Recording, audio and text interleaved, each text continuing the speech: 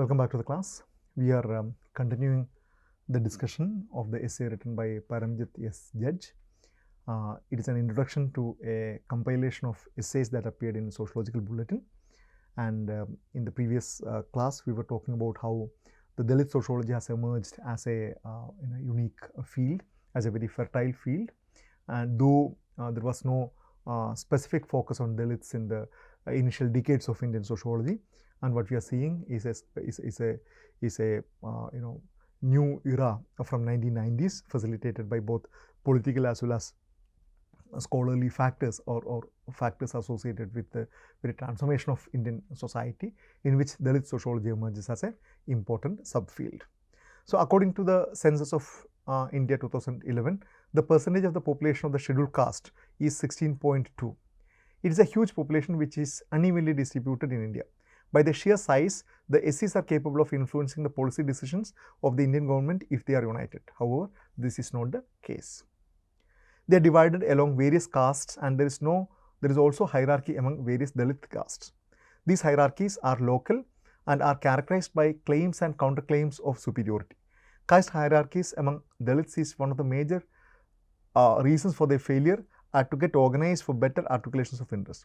Some of the castes have been more mobile than others, as a result of which they have been able to benefit from the state policies, including the reservation policy. So this is again a very important reality. The Dalits, who constitute say around 16.2%, they are not a homogeneous group.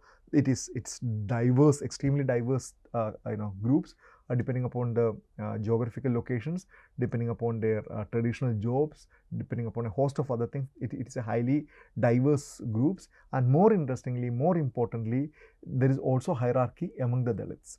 Okay, there is also hierarchy among the Dalits, and there are also a lot of interesting debates whether do they really replicate the kind of a hierarchy as the Brahmins espouse, or is the kind of hierarchy among the Dalits is different. There are very interesting theoretical discussions on that.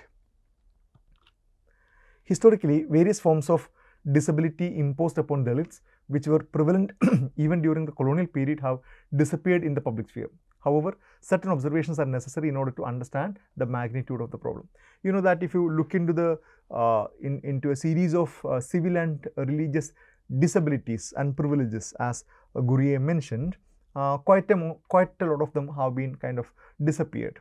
For example, the right to temple, right to walk through the main roads, and restrictions on food, restrictions on other kind of intercourse, a host of such kind of practices, discriminatory practices, have been to a large extent successfully eliminated, but that is not a complete story. The foremost among them was the untouchability. Essence of untouchability lies in the fact that even the human body has been endowed with certain characteristics which can pollute others by virtue of touch. Okay, so as you know, for an untouchable person, his body is permanently, irrevocably polluted. Okay, and that he or she assumes this pollution by her birth, and nothing in this world can change that pollution. Okay, so a person is born into an untouchable caste, and the person will live and the person will die as an untouchable body. So the body becomes a seat of spreading this untouchability. Okay, we also have instances where the shadow of a footprint of an untouchable or a footprints or untouchable could pollute the upper caste people. Accepting food from members of such caste was far beyond the imagination. We have discussed that. Besides the touch, other forms of disabilities were also imposed on them. For example, women belonging to some caste, the Nadas of Tamil Nadu, were not even allowed to cover their breast. Similarly, growing moustache and other having longer names with proper suffixes were prohibited. These are all familiar stories, so I am not repeating. Religious disabilities include prohibition against entering the temples to meditate and to recite sacred hymns and so on. Rules of caste endogamy were also very strict, and under certain circumstances, the provision of hypergamy and, as an exception, hypogamy existed to a limited extent. So hypergamy is a scenario where an upper caste man can marry lower caste women, and hypogamy is the reverse, where a lower caste woman can a lower caste man can marry upper caste woman, but these were kind of exceptions. The post-independence period was characterized by the state intervention in the caste system through various methods, hoping against hope that the possibility of casteless society existed. The Untouchability Offence Act of 1955 and later on the Scheduled Caste and Scheduled Tribe Prevention of Atrocities Act of 1989 provided for protection to the untouchable in particular. However, the story of independent India is not without hiccups, and withering away of the caste has not occurred. And again, it's a familiar story. In spite of these legal provisions, okay, the situation continues. It would be presumptuous to say that nothing has changed, but there is a reasonable evidence to argue that untouchability, discrimination and atrocities against Dalits have waned, but there is a well-recorded evidence of atrocities on them too.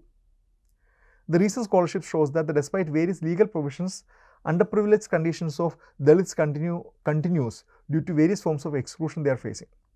For example, some of the studies have known that labor market have tremendous bias against the untouchable caste. Sukhdeo Thorat's study, Thorat and Newman, Thorat and Atwell. In other words, discrimination against Dalits has entered the modern capitalist market, which is expected to be egalitarian. This is again a very, very important argument, okay, because it, on the one hand, it talks about the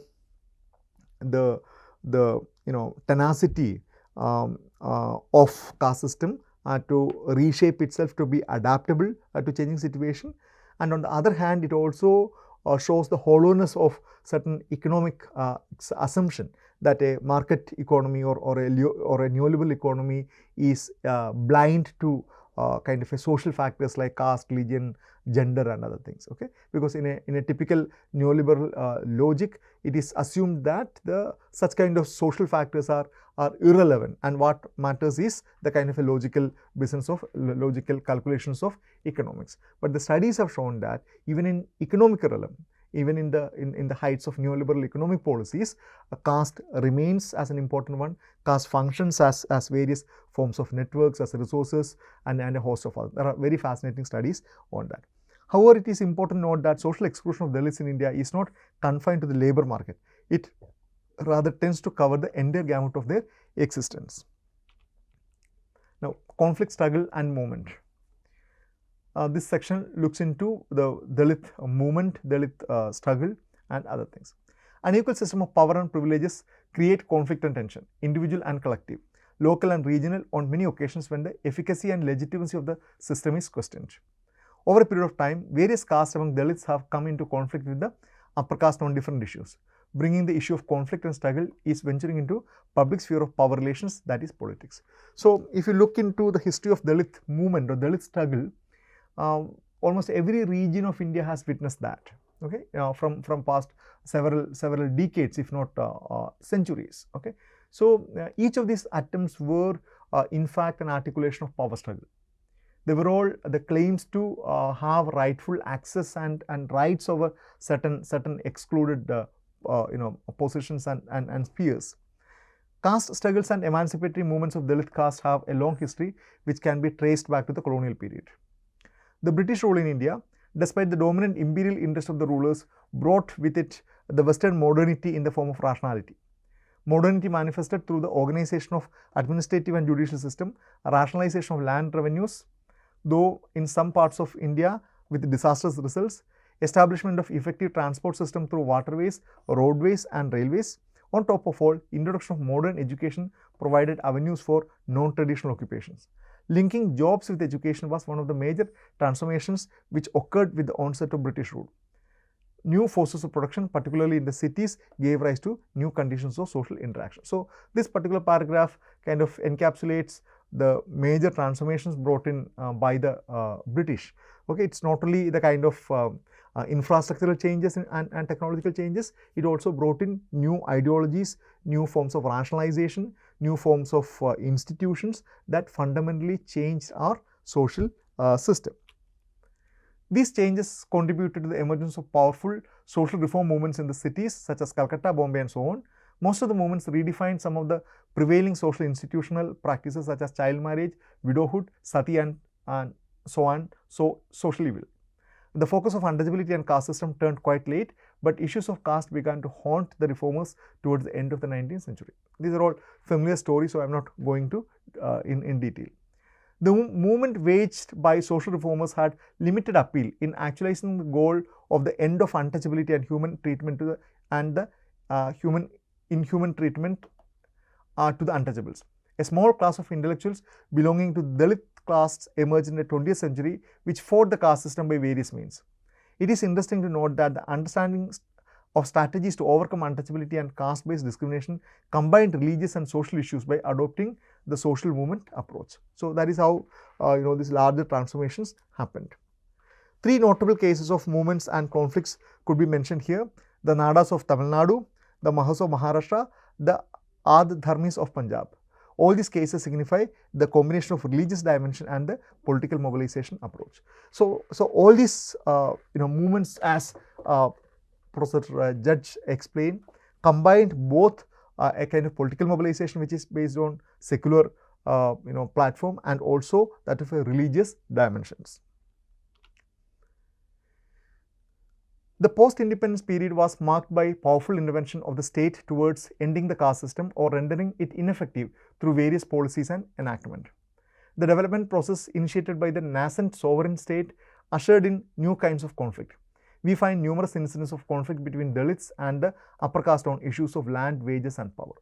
Okay, and if you look into the reasons why there were there were violence or there were conflict between Dalits and upper caste, you will be able to see a lot of instances that concern around conflict around land, wage and power, and a host of other things. For example, one of the triggering factors of Dalit revolt or conflict between Dalit and upper caste was the refusal of the Dalits to perform the traditional occupations or traditional obligations in a village. Okay, so that was opposed by the upper caste and they were very violently involved. So a series of issues associated with land, wages and power in various forms were the central reasons. We have two processes combined in making the new character of caste conflicts in post-colonial India. First, the developmental process, despite being proclaimed to be mixed economy with socialist path, was essentially capitalist development with certain protection from the state. Second, the democratic processes engaged collectivities for making claim for the share of the resources and power. So, two features that the author identifies. One is the developmental economy, though it claimed as a kind of a socialist path, was essentially capitalist development with certain protection from the state. And secondly, the democratic process also engaged the mobilization in the form of collectivities, okay, for making claims to the share of the resources and power. And this is a kind of interesting dilemma, because a liberal secularism, a liberal democracy wants people to form a majority and then this majority rules, okay, and it wants you to appeal to others and then form of a collectivity. That's how a public sphere is supposed to help you in mobilizing a group of people in your support. But in India or in many other countries, what happens, existing forms of mobilizations in the form of caste, okay, provided a ready-made platform for mobilization. So caste was used as a very useful criteria of mobilization. Religion was used, and this collective clamoring for these resources became the hallmark of India's democratic processes. Following these processes, Dalit politics made a paradigmatic shift after the emergence of BSP under the leadership of Kanshiram towards the last decade of 20th century. It also changed the nature of conflict between Dalits and the upper caste. The most salient element of the new formation was the engagement with the formal political process and working out a set of alliances with other political parties if required to capture formal power. So it was not only a kind of an oppositional or agitational dialogue or relation with the state, but rather Dalits, especially under the aegis of Kanshiram and BSP, wanted to formally participate and then capture political power. So they engage in certain kind of social engineering, especially Mayawati's experience is seen as a social engineering, where the Dalits were able to have alliances with other groups and then formally capture political power. Various changes which occurred in the social and economic life of the people in India had created intelligentsia and middle class among Dalits, which changed the nature of discourses of Dalit liberation. Since the BSP was aimed at garnering votes for Dalits, the emphasis on Dalithood and identity came to be for as a political articulation, okay, as we mentioned earlier. What we have at present is a mixture of all kinds of conflicts occurring between the Dalits and the upper caste. In rural hinterlands, there are feudal bases of conflicts in which the landowning caste exercise their traditional power to commit atrocities. And there are a series of cases in Bihar, in Tamil Nadu, in a host of other places. The caste conflicts still continue in the old mode. Conflicts are emerging in response to the violence against Dalit women at many places and villages. Despite the legal safeguards for the protection of Dalits from various wrongdoings against them, there is a general apathy among the police and the bureaucracy due to their non-Dalit caste background. And this is also a very important reflection about how Indian police system, Indian judiciary, Indian bureaucracy is heavily tilted against Dalits, because mostly they are occupied by people of the upper caste. Examining the changes in the context of Dalits. There are two important dimensions of change among Dalits after independence that require extensive probing, namely the pattern of change and the direction of change. Both dimensions take cognizance of certain serious theoretical concerns. Sociologists agree that all social formations are dynamic. The only difference is the pace of change. It takes a long time for values and norms, cultures and customary practices to undergo change. The arrival of capitalism signifies the domination of class relations, but caste systems seem to be persist along with class formation. Something, the same point that we discussed. There are interesting works which argue how caste remain a very salient and very powerful instrument even in a neoliberal economy. Okay, there are arguments about how they help in opportunity hoarding. Okay, they help in creating an exclusive set of entrepreneurs, thereby blocking off others from entering into competition. There are a lot of very interesting, very insightful studies into this particular aspect. In sociological literature, change with regard to caste and Dalits have been described, examined and analyzed in terms of three modes. First of all, changes has been understood as a result of dynamism of society in which emerging forces tend to influence various aspects of social structure. The underlying logic of such an explanation is that no society is static and forces of development affect all parts of society. Therefore, sociologists have widely accepted industrialization, urbanization, education, technology and communication as major forces of change. The second mode puts greater degree of emphasis on the role of state in bringing social change. Such a change is called as a change from above, which is state-initiated change. In those cases where an attempt has been made by well-meaning, rich or high-profile leaders to intervene in the existing state of affairs to modify or change, the term change from above is also used as a signifier. The third mode is an attempt of the people concerning to change their existing conditions. In the case of Dalits, it would imply different strategies employed by them to improve their condition. It is known as the change from below. So, there are talking about change from below, change from above and the larger structural changes due to industrialization, urbanization and other things. As a matter of fact, all the three modes are interconnected and at the same time could be distinguished in terms of their operations. For example, the state intervention enabled certain Dalits to get education which acted as a catalyst for the change. The developmental process opened myriads opportunities to avail in the labor market. However, we know that there are imperfections in actual operations of labor market, and to correct its deviations, there is a need for state intervention. It's talking about how the state continues to be relevant even in the light of market interventions. And when we venture to speak of development forces bringing change in Indian society, the first thing comes to our mind is the emergence of new division of labor, which has broken down the old system by creating new occupations. There is no correspondence between caste and occupation as it had traditionally existed. However, it does not imply that the Dalit caste have now been competing on equal footing with upper caste. Various studies referred to the earlier have shown Dalits face discrimination in the labor market.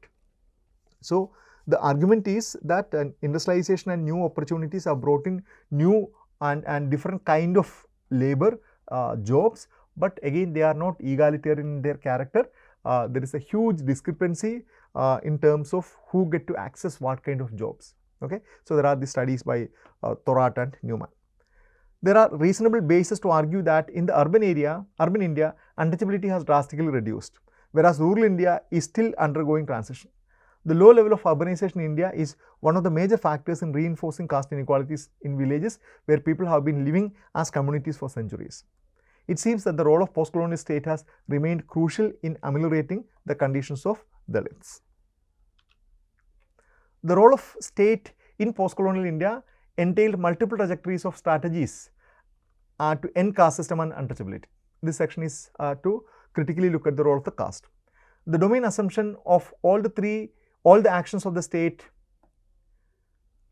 could be stated like this. The problems of the Dalits are not simply economic, but it covers all aspects of their lives, due to which there is a need for comprehensive intervention to improve their conditions. There are 4 trajectories along which the strategies were worked out. One is to initiate the developmental programs aimed at exclusively at improving the economic conditions of Dalits. That is, to have, say, special educational package, special economic package, maybe special land reform package, which is a kind of a target specific approach. Second, to end all kind of practices that point towards untouchability. Okay, so that is why the Scheduled Caste and Scheduled Tribe Atrocities Act was passed, and a series of other initiatives were brought in picture. The third was to provide for reservation in education institutions and public sector jobs for the purpose of building cultural capital among them. Okay, again, there is a lot of debate about whether reservation should be continued or discontinued, whether reservation is against notion of merit, all these questions. Okay, but the fundamental argument is that reservation is a means of ensuring adequate representation of different sections to different sought after jobs. Okay, it's not a poverty alleviation mechanism, rather it is a mechanism to ameliorate the historical injustice that produce overrepresentation of upper caste and underrepresentation of lower caste in privileged positions. So that is a fundamental obligation of reservation, objective of reservation, and the reservation is seen as a means for the depressed classes to create a middle class and also to create a kind of a cultural capital among them. The fourth trajectory was political empowerment, but it was to be temporary and to be renewed after every 10 years. Reservations in the Lok Sabha and Vidhan Sabha was meant to be discontinued, but it never happened. In fact, 73rd and 74th Amendment about local self-governance, in which the Dalit participation is also, reservation is also implemented. Endorsement to the Indian Constitution are grim reminders of the fact that empowerment is an equally important aspect of improving the conditions of Dalits. Has state intervention contributed to a more egalitarian and inclusive society? Obviously, there has been a decline in the practice of untouchability as public places. For example, we rarely hear a denial of entry to a Dalit in a restaurant or hotel. Untouchability has progressively disappeared in economic transactions and travel. We hardly find cases where a person is denied the right to travel by virtue of his caste. Urban centers remain more or less guided by logic of capitalism, that is the circulation of commodities, whereas in villages still exist as communities despite penetrations of capital. Most of the Dalits living in villages are poor wage earners and suffer economic exclusion. That is the story of the rural India. However, there is an evidence of social exclusion which emerges from their caste status, including untouchability. State intervention has been successful in public spheres, whereas in private spheres are marked by autonomy of the individual, choice where Dalits are excluded from various forms of interactions. And the private sphere is considered to be a person's sphere of autonomy, so in which the state has a lot of very serious limitation to intervene in that. Moving on to examining the efforts of the Dalits to improve their conditions or end caste stigma, we can identify broadly 3 strategies adopted by them. The first strategy revolved around the issues of religion, which seems important for the people who had been denied the privilege to worship, as the story of Ramayana, in which Lord Rama beheads a meditating Shudra, informs, which was a great source of solace in the face of poverty and wretched conditions of life. In this regard, any hope of religious identity created strong currents of action among them, which was evident from the conversion to Christianity, Islam and Sikhism. So, quite a lot of these depressed classes converted to other religions en masse, especially during the colonial period and even during pre-colonial period. Okay, Sikhism benefited greatly from that, Islam benefited greatly from that. So, religion was seen by many lower caste people as a medium to escape the kind of a strict caste structures. The second kind of effort on the part of Dalits could be called Sanskritization, by changing one's way of life and adopting the upper caste lifestyle. One interesting aspect of Sanskritization is that there is no threats to religion.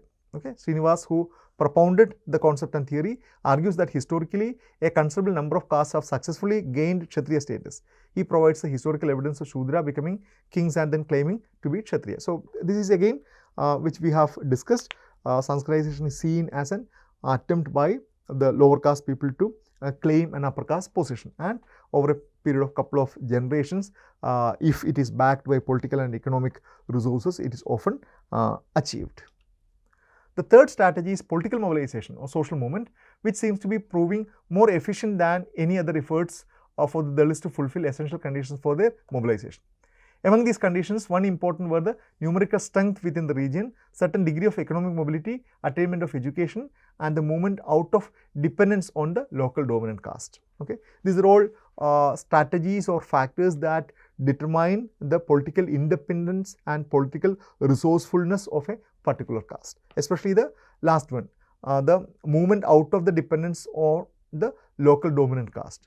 The large scale migration from rural areas to urban areas. Okay, the large scale migration from jobs that require you to depend on your landowner for your job to urban centers where you are able to sell your labor to anybody as a major has been a major factor. The paradigmatic shifts in strategy of Dalits was brought by Kanshiram, who organized the BSP. It was premised upon the fact that instead of claiming the unity of mankind, it is politically important to stress the differences within society. Kanshiram worked on the caste differences and attacked the upper caste, particularly Brahmins, in his political rhetoric and used it as an effective tool for political propaganda. Again, as we see, we need to remember that that strategy seems to have reached its that strategy seems to have reached a kind of a full circle. Now, what we see is the rise of Hindu nationalism, the rise of Hindu identity politics, in which caste differences are kind of played down very significantly, and many people say it is a backlash to this kind of this OBC and scheduled caste mobilization.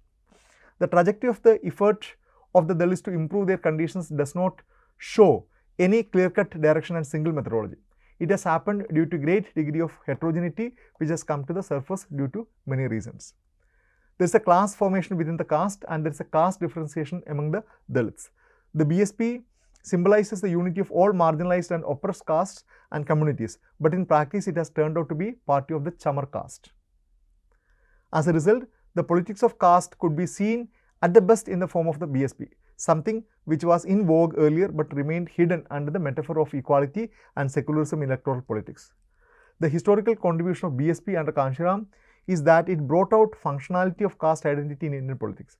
However, there was a necessary condition for such success, namely the pride in one's caste, and Kanshiram provided it with his powerful rhetoric against Brahmins. However, these developments also indicate towards the emergence of exclusive identity and politics. Okay, something that we discuss, that any such identitarian politics has the tendency to become exclusivist and then begin to treat others the way these people are treated. Despite the promising changes, it cannot be argued that all castes in all regions of India have reached the stage of breaking cultural barriers, for it requires certain essential changes in the conditions of life, which is not happening at the moment for all. So long as the general economic conditions of the Dalits do not improve, the chances of inclusions are minimal.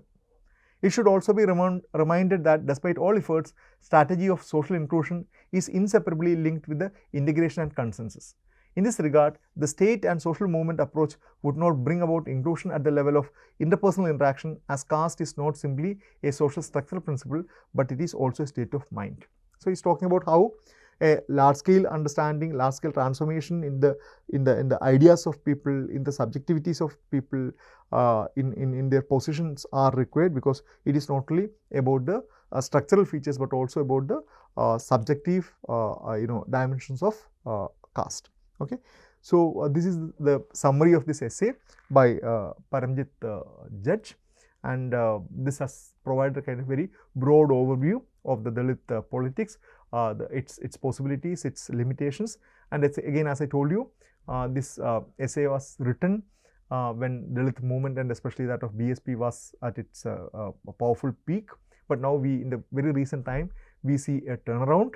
We see a decline of Dalit politics, and it's it's been consumed, or it's been brought under the larger purview of a Hindu mobilization. Okay, it doesn't mean that the Dalit politics cease to exist, or it has lost its relevance, but what is important is to see how they unfold in the coming decades. Okay, so we'll wind up the class today. Thank you.